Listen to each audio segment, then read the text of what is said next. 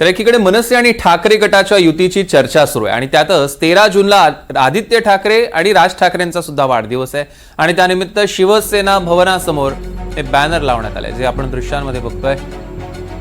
या बॅनरवर आता फक्त आणि फक्त एकच ठाकरे ब्रँड चालणार असा मजकूर आहे। शिवसेना आणि युवा सेनेमार्फत हे बॅनर ज्यात राज ठाकरे आणि आदित्य ठाकरे एकाच बॅनरवर दादर परिसरात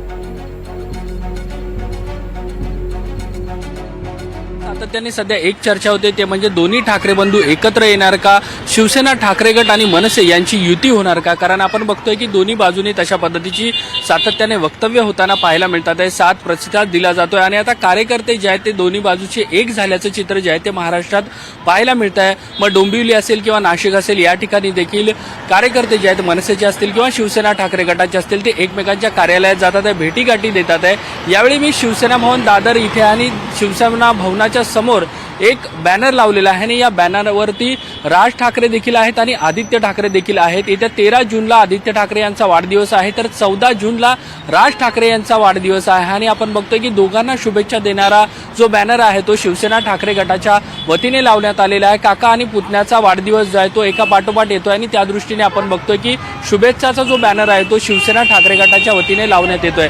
त्यामुळे एकूणच वरिष्ठ पातळीवर जे आहे ते शिवसेना ठाकरे गट असेल किंवा मनसे जे आहेत ते एकत्र येतील किंवा येण्याच्या संदर्भातील निर्णय घेतील अशा पद्धतीची चर्चा होत असताना खाली आपण बघतोय की कार्यकर्ते जे आहेत त्यांच्या मनामध्ये इच्छा आहे की राज ठाकरे आणि उद्धव ठाकरे एकत्र यावे आणि त्याच दृष्टीने आपण बघतोय की दोन्ही बाजूचे कार्यकर्ते वक्तव्य करतात आणि त्याचसोबत बॅनरबाजी आणि फलकबाजी देखील या सगळ्यांना घेऊन होताना पाहायला मिळते।